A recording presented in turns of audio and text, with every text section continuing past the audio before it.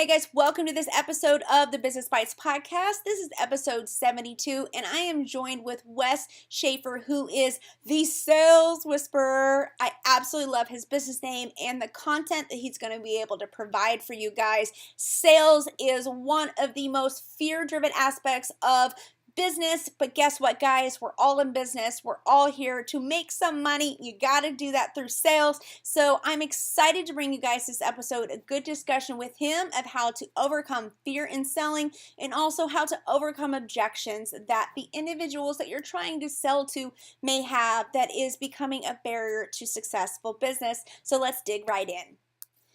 You guys can check out this episode at rachelbrenke.com/EPI73. Welcome to the Business Bites podcast, the podcast for busy entrepreneurs.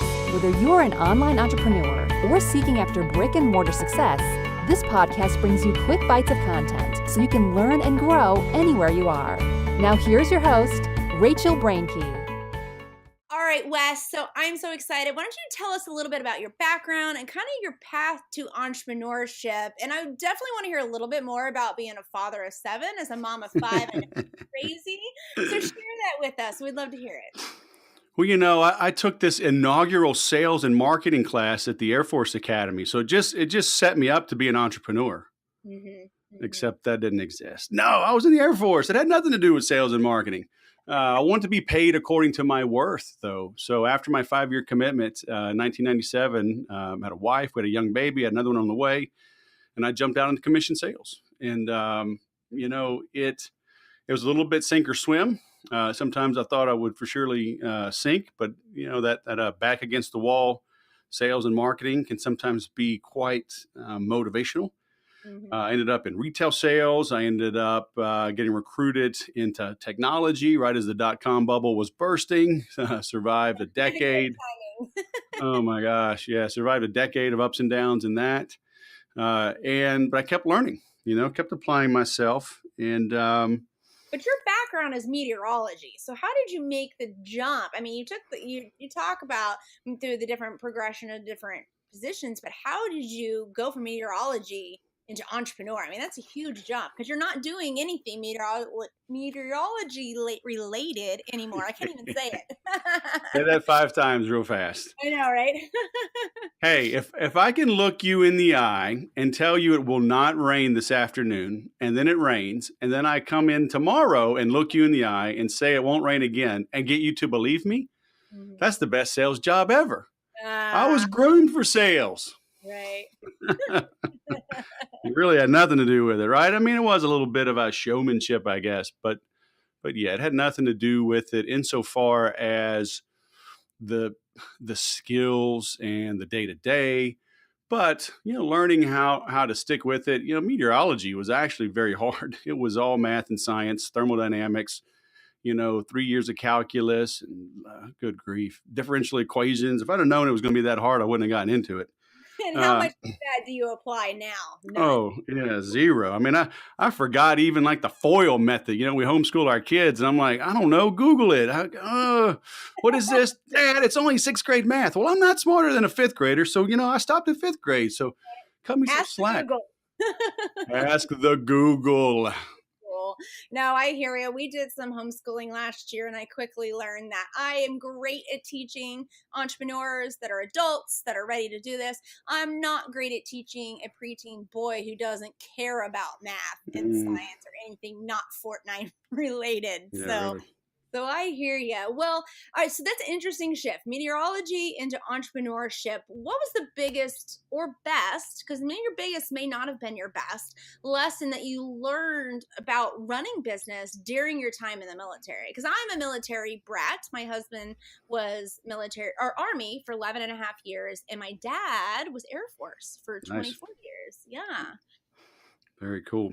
A lot of lessons, but what was your biggest or best lesson that really helped to shape your business now? It was a few things. One is, we call it Semper Gumby, always flexible. Yeah. The old adage that, a war plan rarely survives contact with the enemy, but you still plan. And also, when you engage, right? When the fit hits the shan, you revert down to your level of training. Okay. You do not rise up to your potential. Okay. So how much do you drill? How much do you practice? I learned that playing sports. When I played football in high school, played football at Air Force, and a rookie will practice until they get it right. A professional will practice until they can't get it wrong. Okay, you can't at the moment, when the ball is snapped, you can't be thinking about what to do. You need to know what to do. And so I talk about this like in my sales training course. I've got a program called Make Every Sale. And right now in my private group, I've got a guy asking a question about referrals and what does he do when how to contact in a business to consumer setting, how to reach out to people. And when that opportunity comes up, you can't be thinking about when somebody hands you their card or when you think about asking for their card, you can't be winging it right then. You've got to know how to ask for it, what the objections are going to be, how to set a firm appointment, how to determine if they're truly motivated or they're just being polite. Okay. Right then you got to know. And the only way to know that is to practice it like crazy and then get out and do it, and detach. Notice what happens. Sometimes things won't go as they should. Come back to some type of mentor or peer group and say, here's what happened. What do you think went wrong? How can I improve this? That's I'm glad you said that, because that's one of the things that I talk about a lot on the podcast is reevaluating and this whole pivoting. I don't know if you watched the show Friends. I just rewatched this episode this week when Ross buys a couch and he can't get it up the stairs and he's yelling, pivot, pivot. And Chandler can't pivot anymore. There's nowhere to go. But I always think of that in business. You need to be able to know when to pivot to get the couch up the stairs. But I love what you just said about going back to like a mentor or a space where you can ask people. And this isn't really a novel idea, but I'm excited that you brought this up. And we didn't plan this, guys, but there is really something to be said for putting yourself out there. Wouldn't you rather put yourself out there in front of those that you trust, but who are also going to give honest feedback versus you just looking at it and because how many of us don't know what we don't know? And if it's your first time doing sales or just interfacing with a client, you need someone else to give you an objective eye. We're too filtered in our insecurities or what we think we did wrong, which we may have done right. So anyways, Wes, I'm sorry to cut you off, but I just love that recommendation. Yeah, I wrote a report a long time ago, said the number one reason your sales are down, your stress is up, and you're running on empty. And I blame it all on John Wayne. John Wayne was not his name. Right. So it's a made up character. And, only in the movies does the bad guy, get killed with one shot. It's all make believe. There's not that one person that just goes out and does it all. They need a team to pull these movies off, but everybody, they think that's what they've got to be, the Marlboro Man or whatever, and get out there and it's like, no, it's not going to happen that way. You can try. And that's one of the criticisms that I had about going through business school. I have my MBA, and I make no bones about the fact that there's very little that I learned through that formal education that made sense at the time or even makes sense now. But that was one of the huge things that was missing. I mean, we kind of did a capstone project at the end, but I was already running a business at this point. But we never really had expertise in client or customer buying psychology or how to talk to them, how to make the sale, how to even approach to ask for a sale. And, we're so into these methods of SWOT analysis, which I do think that there's some value there, but they're so grounded into these theories that I never felt like it was truly applicable. So, oh yeah, it's crazy. So if you're listening and you're considering business school, I definitely think just doing it and getting to know people like Wes. I mean, he's the founder of Sales Whisper. You want to know sales? This is the person you need to talk to. You're not going to get that through an MBA program. No. And, I've been doing Brazilian Jiu-Jitsu now for about 2 years. And we always make the joke. It's like, well, I saw this on YouTube, and you can watch one video 1,000 times on YouTube. Mm-hmm. Okay. But what happens when you engage a real human being and try to pull that move off? Okay. You've got to get in. That's why we drill against everybody, right? We're going to spar 4 to 6 times in a typical day. And you're going to spar with older people, younger people, folks that are bigger than you, smaller than you, more agile, less agile, stronger, right? And so more skilled, less skilled. And you got to try these things out on everybody to create your overall strategy. And so, but if you don't just get out there and do it, you know, Mhm. you watch and watch and watch, it's like, good luck. I wrote a blog post about that not too long ago. I mean, I roll with a guy that's been doing this 8 or 9 years, very technical, and I had a certain move that was been killing me for almost 2 years. And Mhm. I showed him, it literally took him 5 seconds to go, oh yeah, I see what you're doing, you know, Oh, and we yeah. drilled it. We drilled it for about 8 minutes. Okay. That problem is now solved. Okay. And, you might think, well, why'd you struggle with that for 2 years? Right. Well, because there's like 4,000 moves you got to learn in jujitsu. Right. So I struggle with all of them. But as I start ticking them away and knocking off and improving on each one, okay, I'm ready to tackle this one now. Yes, it had been shown to me before, but I wasn't ready. Mhm. Just like when you watch a movie a second time or a third time, you're like, where was that? I didn't see that the first time. Right? You weren't looking for it. You weren't ready for it. It's the same thing in business and in life. You got to just get out there and keep doing, and And I think that it's interesting because this is a great conversation, especially since we're narrowing down to talk about sales and the objections that people have when it comes to sales. You need to be able to anticipate what's going to come. I mean, like you're talking about this move. Well, you learned all the other moves. You've seen other people do it, but even just seeing it, like you said, is different than actually doing it. And I think the same thing is when you're going through a sales process. So I guess my big question to you that many listening are like, oh my gosh, I hate sales. I'm freaking out. I've never tested it with somebody else. I don't even know how to test it with myself. I don't even know how to do this. What if my customer says no? What if they have a million questions? What if they don't want to pay? How do you keep those objections and those fears that these entrepreneurs are feeling about a sales process? How do you keep them from becoming barriers? Because at the end of the day, we may have this mission. Like for me, I just want to help other entrepreneurs to be legally protected and strategic in their business so they can enjoy their life, right?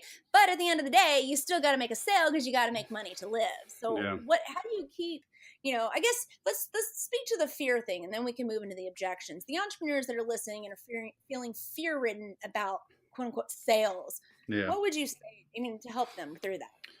Well, I mean, nothing happens until a sale is made, right? So Mm-hmm. you've got to understand that's your role.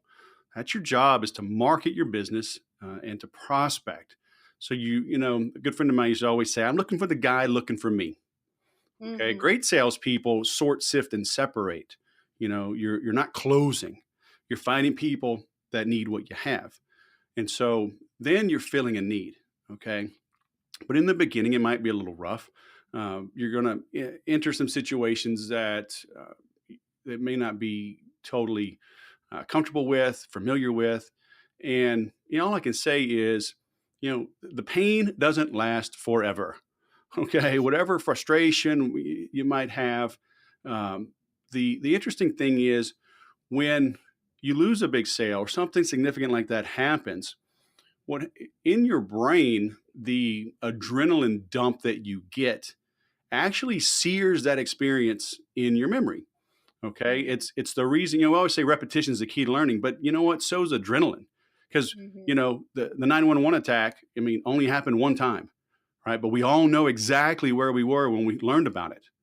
Or the space shuttle blowing up, right? I remember in high school, right where I was watching it in the school library. So Mm-hmm. when something specific happens and you don't know how to handle it, if you don't shy away from it, if you're like, okay, how did this happen? What was the scenario? How can I either beat it or prevent it from even coming up in the future? You will then isolate that issue and handle it forever. And the nice thing in sales, there's only a handful of objections you can ever get in any business, right? The timing, who's the decision maker? Do they have the budget? Is it a priority right now? I mean, there's only a handful of things. So learn those handful of things and then address them. Okay. But if you sit around thinking and worrying about it, you're never going to memorize it. And, I saw something just this morning on Twitter, a guy that I follow was talking about feelings and, like just get up and get after it. And I learned this from my sales coach, and it's so true, but that your actions create your feelings. Not the other way around. Because people are always like, well, when I feel better, when I feel more confident, when I have my business cards, when I have my new logo, when I redesign my website, I'll feel like I'm more prepared. I'll feel like I'm more of a professional ready to get out there. No. Go out and do what professional salespeople do. Go out and do what professional entrepreneurs do, right? Does Sir Richard Branson need a website or a business card, or can he look you in the eye and get a deal done? And I think that some of that speaks of the time that you were talking about when you had to make it. There was no sinking. You could only swim. You had a wife, a kid, another one on the way. And I've had moments like that too. I've shared my story on the podcast before. I didn't have a choice but to figure it out and make it happen. And what you're talking about, this whole wait till you feel like it, I look back and I don't know if I ever felt anything more than fear. I had to make it work. But I didn't let the fear incapacitate me. I used the fear for good to drive me to learn what is the best way to do this. How do I ask for a sale? How do I counter the objections? And what you're talking about, yeah, it's good to have the website and all this and all that, but those are often excuses. Yes. So many brilliant people that I know, I've worked with, that I'm colleagues with, that could be skyrocketing their business and trajectory, but they are paralyzed in fear and excuses. And I didn't really intend for this chit chat for us to go kind of down this hole, but I think it's true. I mean, this is the fundamental basics when you're doing anything in business, but especially when you're trying to approach the sales thing. Yep. One thing that helps me with sales, because I'm not a big salesy person, I really try to kind of approach it as serving over selling, but fundamentally it's still selling, is I remind myself, so I'm not so afraid, that this person's not going to be blindsided when I ask them to buy something. They're not stupid. Like, I've chosen this individual to be attracted to my business, to my messaging. They're consuming my content for a reason. Like, they're not going to be shocked when in the end I say, okay, are you ready to buy a contract and download? Or, okay, are you ready to book your session? Give them a bit more credit than that. I don't know. For me, that internal conversation with myself of they're expecting the sale anyways alleviates so much fear for me. I don't know. That's what works for me. I call it close first, then present. Yeah. Right. It was, I think it was the first season of Happy Days. I need to go look it up. I just found it a couple of months ago. But so he's a little older, Richie is, and this girl comes over to study. And they go up to his room, and of course he likes her, and he's just kind of nervous and whatever. She just leans over and kisses him. Mm-hmm. And he's like, whoa, what is that? She says, look, when I do this with guys, they wonder if I like them, blah, blah. They can't focus, we don't get as much out of the study session. So look, I like you. Okay, here's your kiss, basically. So can we focus on work?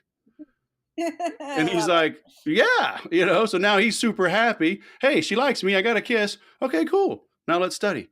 So so put yourself on notice. You've seen people, a friend of mine many, many years ago, he wanted to lose weight and he'd always struggled. So he put a can of dog food, Alpo dog food, on his desk. He told everybody, if I don't hit my goal in 30 days, 60 days, I will eat this can of dog food. Okay, so you talk about motivation. So if you struggle with whatever, asking for referrals, testimonials, whatever, when you start the engagement, it's like, Rachel, can I ask you something? Just can I get something off my chest real quick, just as we start working on things? You'll go, oh, of course. Look, I am terrible about asking for referrals and testimonials. It's just, I don't know. I like doing what I do. And, I always think people, if they're happy, they'll just say great things about me, and it doesn't always happen. So look, at the end, when we're done, if you're like totally thrilled, ecstatic, if this was the best experience of your whole entire life, would it be okay if I ask you for, names of some others that might benefit, or, and get a quick testimonial from you? Would that be okay? Right? What are you going to say? Of course. You're going to say, of course. So now I've put myself on notice. I better deliver the best experience ever for you. And now when I do, you'll be happy to give me those referrals and testimonials. So then I'll ask, hey, Rachel, remember like a couple weeks ago when we were getting started, blah, blah. Yeah. Is everything okay? Like, were you totally thrilled? Yeah, this is fantastic. I've been thinking about it all along. Look, here's 3 names and, you want a written testimonial? You want me to give you like a Google review or what? Like, oh yeah, all the above. So get it out of the way ahead of time. Zig Ziglar used to always say, if you got to eat a frog, there ain't no use staring at it. Okay. And if you got to eat more than one, eat the biggest one first. Right. Okay. So just get it done. I love that. So how can we spin that into objections? So we've talked about, you say close first, then present, but approaching objections, what are like a couple of things the audience can go and work through now? Because I think that's where the more fear-ridden part probably is. It's not even so much asking. For me, it's asking for the sale. I don't know why. Maybe it's because I have the lawyer mindset and I'm ready to respond to objections. Right. But objections fear the pants off of people. Yeah. So first of all, look and see if you're getting the same objection all the time, you're telegraphing it. You're inviting it into your world. Yeah. As crazy as that may sound. So what's happening is, so let's say you and I are talking and you say, well, Wes, how much is your sales training program?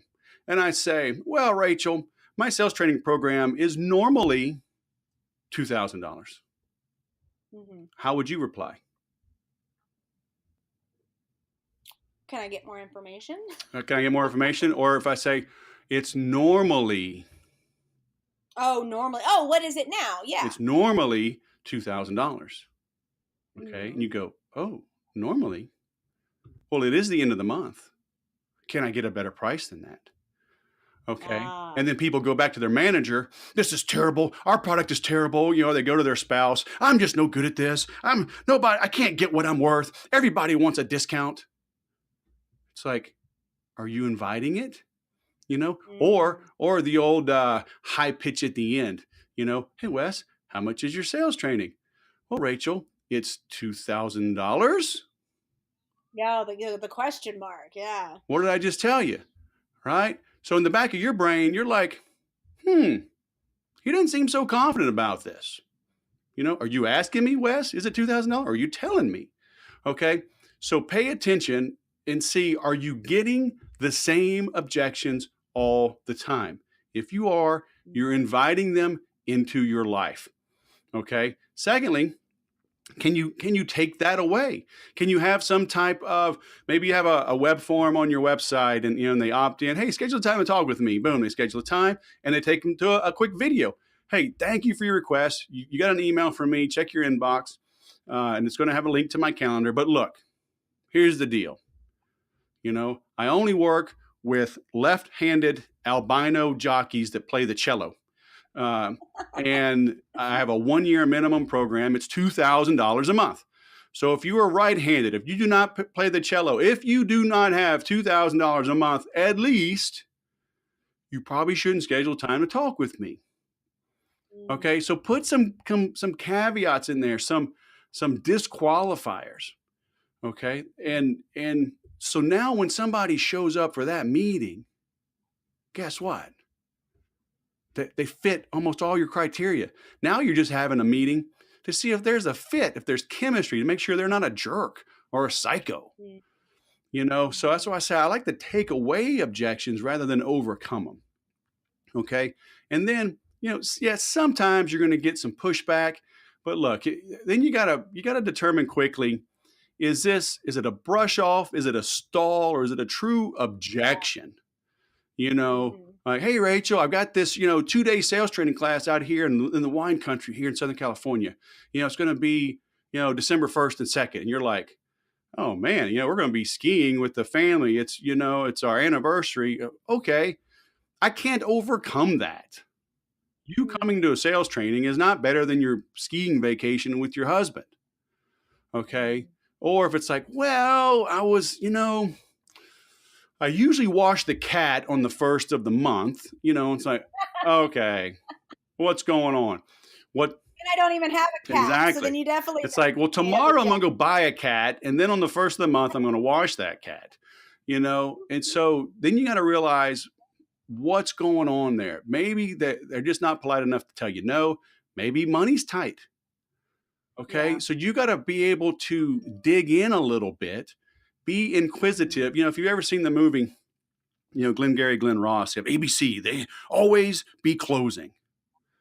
And it's terrible that that has persisted and existed in the sales world for decades. Because, you know, the new ABCs are always be curious, always be courteous, always be concise. Okay. You need to be digging in and saying, what is really going on here? And you can kind of detect it, say, you know, well, Rachel, thanks for your interest. You know, look, we got a couple of things. I got private training. I got an online group training. You know, every couple of times a year we do a live workshop. You know, does that sound like something you'd be interested in? Oh, yeah, yeah. So like you're like really excited, you know, but then we talk about price, whatever, and I start getting objections. And it's like, okay, well, what's going on? You know, I'm getting the price objection. Yeah, you may not want to spend the money, but there's a difference between not wanting to spend the money or not convinced yet that it's worth it and not being able to. So let me ask you, as the person that's making the sale and receiving these objections, how many questions should the seller, I hate to use that phrase, but that seller be asking, I mean, of the person that has the objections? Or I guess I don't know. I don't even know how to ask the question about questions here. You know, we talked about before in the pre-show that, like in law, you never ask a question you don't know the answer to. And even then, following that advice, still sometimes your clients will answer in a completely different way. But when it comes to in the sales and you're starting to get objections, is that a good time to be asking questions, or should you have been asking it before? Like what you were talking about, like the pre-qualification of getting people in the door. Well, you're always wanting to ask questions. I mean, and just like in law, right? Whoever's asking the questions is in control of the conversation. But they have used artificial intelligence to analyze calls. And they've shown that in winning scenarios, okay, it's very close to 50-50. It's like 56-44 insofar as who's doing the talking. And it's a little more that the prospect is doing the talking, but it's not, you know, you as a salesperson just peppering them. So there's more of a dialogue going on. The big issues are addressed early in the conversation. You know, because let's say you have a complex sale, it takes 2 or 3 or 5 meetings to finally get the order. So the big obstacles, the big sticking points are knocked out early. Okay, I would rather hear no in the first 15 minutes of a conversation, okay, than 15 weeks later. And I've got it on my pipeline. Oh yeah, boss, this is closing on the end of the month. Oh, you can't book this one. This is a done deal, end of quarter for sure. Okay. And then you find out, well, I'm not really the decision maker. Well, it's not really in the budget. Well, you know, we got to get 3 quotes. You know, I want to know that early. So you really got to be paying attention to what's going on in that regard. So then when you finally get down to, you know, in an ideal world, my customers ask me, well, hey, how do we get started? Okay. That's when I know I've really done it well. Okay. Or if we're reached the end and I'm like, hey, Rachel, how would you like to proceed? Now I detect a hesitation. You were confident, you were energetic, you were inquisitive. Now you're clamming up. Completely different. Okay. Yeah. So, you know, one of the old adages is whoever talks next, you know, after price is discussed, you know, loses. But you kind of clam up. I'm going to address the elephant in the room. It's like, Rachel, what's going on? You know, we've met a few times. We talked about everything. I'm detecting some hesitation. I'm detecting some uncertainty. Tell me about it. What's going on? And I love the way you phrase that, because I think sometimes people are afraid to ask the questions, maybe because they didn't know what to ask, but now you guys do from listening to Wes. But also, how Wes just asked the question makes me, the person that's receiving the question, really feel like you care about my emotions and feelings about this next step commitment. Instead of, all right, you ready for Visa or MasterCard? You recognize my hesitation and went, what's going on? You know, inviting the objections then. And to me, that's really where the serving starts coming in, serving For sells. Awesome. All right. So we've gone through fear paralyzing to even getting going on business, overcoming or eliminating, cutting off the objections at the past. We covered all of that actually. And then what is like one piece of advice that you could leave with our audience if they're faced with this like sales paralyzation from fear? Then join my class. All right. Yeah, of course. That's next. You beat me to it. I mean, seriously, you've got to surround yourself with people that are smarter than you. So if somebody has more experience in a certain area, uh, enlist their help. And because you got to overcome it. And the reality is, we're all in sales. Okay. Yeah. And people, I'm in HR. No, we're all in sales. When you walk into a restaurant and the hostess is there, oh, how many people? Okay. Yeah, inside or outside? Okay. Well, there's a 20-minute wait. Okay. They're selling you. They're selling you on why you should wait, how they configure the lobby, how the menu is presented, what kind of mood lighting and music is there. Okay. What are the specials? That's all a choreographed sale. When you go to the grocery store, go pay attention. You'll notice that the produce is typically on the right-hand side, because in America, we enter on the right, we turn right. We get our produce, and then we feel better about ourselves. So we're more likely to buy the donuts and the junk food and the soda. Okay? And why is the meat and the dairy and the eggs, why are those in the back of the store? Right? Because you'll walk through the store to get them. Now you're exposed to everything that's on sale, and you throw the Pop-Tarts in and the Raisin Bran and the Doritos, and the wine is on sale. Why is the National Enquirer and the Cosmopolitan and the Cold Cokes and the M&Ms at the checkout counter? Why are they at the 3-foot level where your kids' eyeballs are? That is all 100% on purpose to increase the likelihood that you'll spend money. So like it or not, everything is a sale. Hey, honey, where would you like to eat tonight? Oh, I don't know. You decide. Okay, that's a trick question. I got to ask my wife. I got to dig in. Okay, it's all a sale. Daddy, can we go to Disneyland? Oh, man. So you've got to accept that. Okay, and if you do not have a sales plan, you will fall victim to your prospect's buying plan. And they have them. Okay, my wife should really be the sales whisperer and the buying whisperer. She will beat down the toughest salesperson. Okay, she will work the angle. She will stay the course until she gets her price. Because she's used to you picking apart her objections. Oh, man. She's super frugal. She got it from her dad. Shannon and her dad invented the copper wire because one time they found a penny on the ground at the same time and they fought over it and they stretched that thing, and then copper wire was invented. I mean, they can make $1 stretch, okay? So, but she's frugal. She will do her research and she will show up with a buying plan. And if you don't have a sales plan, you're going to discount. You're going to discount it more than you should, more than you need to. Okay, so just own up to that. Admit it. It is what it is. So plan for it. Prepare for it. I mean, I grew up in the South. So I live in California now, and like earthquakes just hit. You're like, oh my gosh, what was that? Right? Hurricanes are really bad, but at least we know they're coming. Okay, I'm not the sky is falling kind of guy when I say there's a Category 3 hurricane that's probably going to go to a Category 4 in the next 48 hours. So if you're in Mississippi, Alabama, the Panhandle, Florida, get out.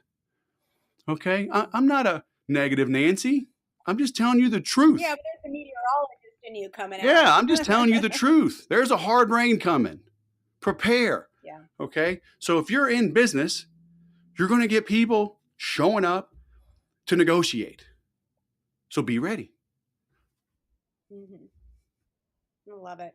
I am a huge proponent of psychology books, self-help books, but sales are definitely within that as well. One of my favorites is Influence by Robert Yes, I don't know how to say his last name. I always screw it up. Sorry, guy.